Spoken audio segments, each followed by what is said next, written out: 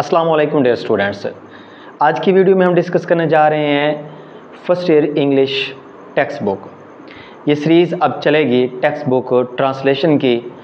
First year की जैसे कि आपको पता है किताब तब्दील हो चुकी है। पहले इससे जो फर्स्ट ईयर की किताब होती थी इंग्लिश की वो बुक 1 और बुक 3 पर मुश्तमिल थी। बुक 1 में शॉर्ट स्टोरीज़ और बुक 3 में प्लेज़ और पोएम्स शामिल थी। अब उन्होंने इस किताब को एक ही किताब की शक्ल दी है, यानी इसके अंदर शॉर्ट स्टोरीज़ भी दे दी हैं, प्लेज़ भी इसी के अंदर हैं, पोएम्स भी इसी के अंदर हैं। जो शॉर्ट स्टोरीज़ हैं इसके अंदर ज़्यादातर मोटिवेशनल स्टोरीज़ हैं और इसके बाद इसके अलावा जदीद दौर के मुताबिक इसके अंदर मवाद शामिल किया गया है ताकि स्टूडेंट इसको समझ सकें और मौजूदा दौर के मुताबिक अपने आप को ढाल सकें। इस किताब को अगर पढ़ें तो इस जो ट्रांसलेशन है उससे कहीं ज़्यादा बड़ी इसकी एक्सरसाइज है। एक्सरसाइज में ज़्यादातर ग्रामर को शामिल किया गया है। ग्रामर बेसिक नहीं होगी, बिगिनर के लिए नहीं होगी, बल्कि ये एडवांस लेवल की और एडवांस लर्नर की ग्रामर है। इस बुक के अंदर बेहतरीन किस्म का मवाद शामिल किया गया है।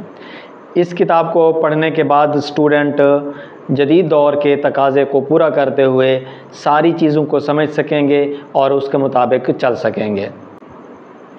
अगर हम लेसन नंबर 1 की बात करें तो इस लेसन में आप सल्लल्लाहु अलैहि वसल्लम की सीरत बयान की गई है, आप सल्लल्लाहु अलैहि वसल्लम के अखलाक बयान किए गए हैं, आप सल्लल्लाहु अलैहि वसल्लम की पूरी ज़िंदगी को बयान किया गया है और आप सल्लल्लाहु अलैहि वसल्लम की ज़िंदगी के दौरान कौन से वाक़यात पेश आए, बड़े बड़े वाक़यात का ज़िक्र किया गया है। इसके अलावा आप सल्लल्लाहु अलैहि वसल्लम के अखलाक में ज़्यादातर सादिक और अमीन की बात की गई है, ये बताने के लिए कि सादिक और अमीन से कितने फ़ायदे होते हैं, सादिक और अमीन रहने से इंसान की ज़िंदगी में कौन कौन से फ़वायद हासिल हो सकते हैं वो शामिल किए गए हैं। यानी आप सल्लल्लाहु अलैहि वसल्लम की सीरत पढ़ने के बाद अगर हम उसके ऊपर अमल करें तो बहुत सारी चीज़ें ऐसे हैं जिनके ऊपर हम काबू पाकर ज़िंदगी में भी तरक्की कर सकते हैं और आखिरत तो डेफिनेटली तरक्की ही है। Let's get start. ये new English first year unit 1 का पहला चैप्टर है, हम स्टार्ट कर रहे हैं। इस चैप्टर के एंड के ऊपर आप कौन कौन सी चीज़ें करने के काबिल हो जाएंगे। सबसे पहले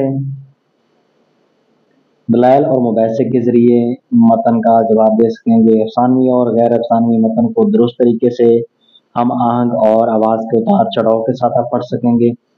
इसके अंदर दरख्वास्त, रिपोर्ट, खुलासा, बायोग्राफी, ऑटोबायोग्राफी का तजिया भी कर सकते हैं। उसके बाद प्रिंटेड एंड नॉन प्रिंटेड ज़राए दरसी सतह की मुनासबत वाली इबारत और इंतहाई दिलचस्प किताबों और मतनों का मुताला, मुशाहिदा, तजिया कर सकते हैं, जैसा कि ज़ाती तजर्बात जिसमें डायरी है, बायोग्राफी है वगैरह शामिल है। ये आप करने के काबिल हो जाएंगे। उसके बाद अल्फाज के लग़वी और मजाजी मायनों में फ़र्क करेंगे। उसके बाद मालूमाती और वज़ाहती मतन तहरीर कर सकेंगे ताकि पेचीदा ख़यालात, तस्वुरात, मालूमात का मौसर इंतखाब किया जा सके। तंजीम और मतन के तजिया के ज़रिए वाज़ेह दुरुस्त सतह पर मुआयना कर सकेंगे। पैराग्राफ नंबर 1 स्टार्ट करते हैं। In the south western region of Hijaz. South western कहते हैं जनूब मगरबी रीजन, इलाका ऑफ हिजाज, हिजाज का। जनूब हिजाज के जनूब मगरबी इलाके में सराउंडेड बाई घिरा हुआ है एरिड हिल। एरिड हिल कहते हैं बंजर पहाड़ियाँ, खुश्क पहाड़ियाँ। यानी अब इसका मुतरादिफ आप लिख सकते हैं बैरन, या इसका दूसरा मुतरादिफ भी आप लिख सकते हैं dry, parched, deserted like, waterless etcetera. Lies वाक़े है द सैक्रेड सिटी, मुकद्दस शहर ऑफ मक्का, मक्का का। द बर्थ प्लेस, जाए पैदाइश ऑफ हज़रत मोहम्मद सल्लल्लाहु अलैहि वसल्लम, द लास्ट रसूल ऑफ अल्लाह सुब्हानहू व तआला, अल्लाह ताला के आखिरी रसूल हज़रत मोहम्मद सल्लल्लाहु अलैहि वसल्लम। पूरे का तर्जुमा इस तरह करेंगे, हिजाज के जनूब मगरबी इलाके में खुश्क बंजर पहाड़ियों से घिरा मुकद्दस शहर मक्का वाक़े है जो अल्लाह सुब्हानहू व तआला के आखिरी रसूल हज़रत मोहम्मद सल्लल्लाहु अलैहि वसल्लम की जाए पैदाइश है। अगर born in 571 AD, AD stand for एनोडोमी,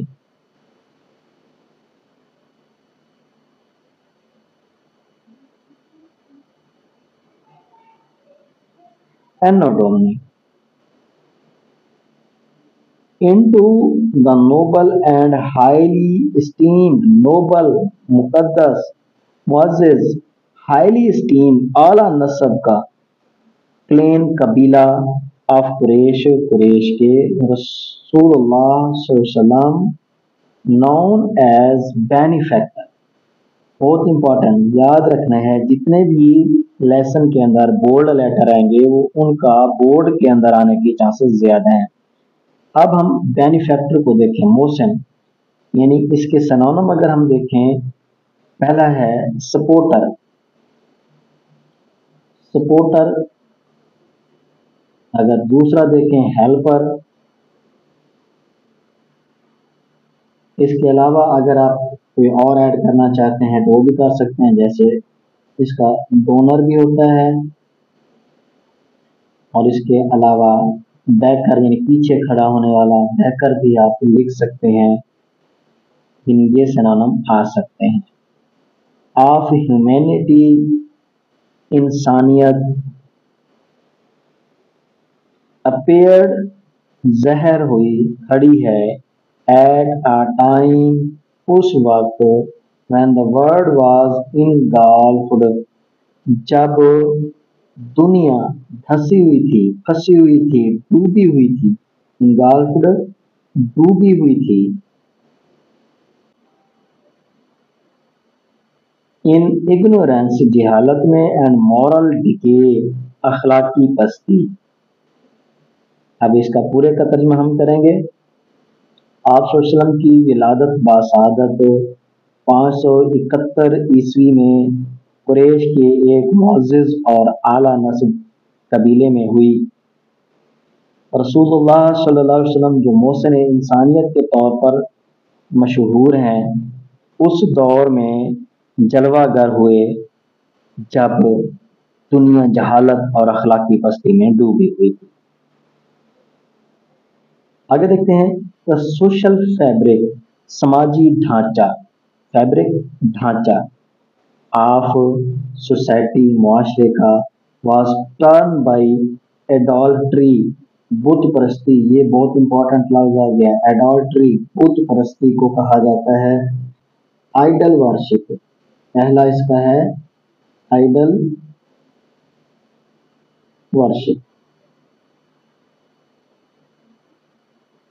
दूसरा अगर हम इसका देखें तो पैगनिज्म, इसका दूसरा पैगनिज्म भी है, यानी पैगन कहते हैं काफिर को, और पैगनिज्म कुफ्र, बुतों की पूजा। ट्राइबल एरोगेंस, कबैली गरूर। एंड वाइड स्प्रेड, और फैला हुआ था। इनजस्टिस, नाइंसाफी, यानी हर तरफ नाइंसाफी फैली हुई थी। अब तर्जुमा इसका करेंगे। मुआशरे का समाजी ढांचा बुत परस्ती, कबैली गरूर और हर तरफ फैली हुई नाइंसाफी से डूबा हुआ था। आगे ह्यूमैनिटी अपीयर्ड, इंसानियत दिखाई देती है, इंसानियत जहर होती है। टू बी साइलेंटली यर्निंग, खामोशी से, यर्निंग इंपॉर्टेंट लफ्ज आ गया है, इसका मतलब होता है तड़प, ख्वाहिश, शदीद ख्वाहिश, यर्निंग। अब इसका सिनोनिम आप कर सकते हैं लॉगिंग, लॉन्गिंग। इसके अलावा आप डिजायर, और इसके अलावा और भी आप कर सकते हैं क्रेविंग। इसका अलावा क्या है, क्रेविंग। थर्स्ट भी कह सकते हैं, एस्पिरेशन भी कह सकते हैं, हैंकरिंग आफ्टर भी इसका मतलब आप कर सकते हैं। For the dawn of enlightenment, enlightenment कहते हैं रोशनी, बसीरत, आगाही, शऊर। एंड डिवाइन गाइडेंस, और अल्लाह ताला की रहबानियत की रहनुमाई, अल्लाह की रहनुमाई। अब पूरे का तर्जुमा यूं करेंगे, यूं लगता था कि इंसानियत खामोशी से आगाही और खुदाई हिदायत के ज़हूर की ख्वाहिश करती थी, मुतमन्नी थी, तड़प रखती थी। ये था पैराग्राफ नंबर 1।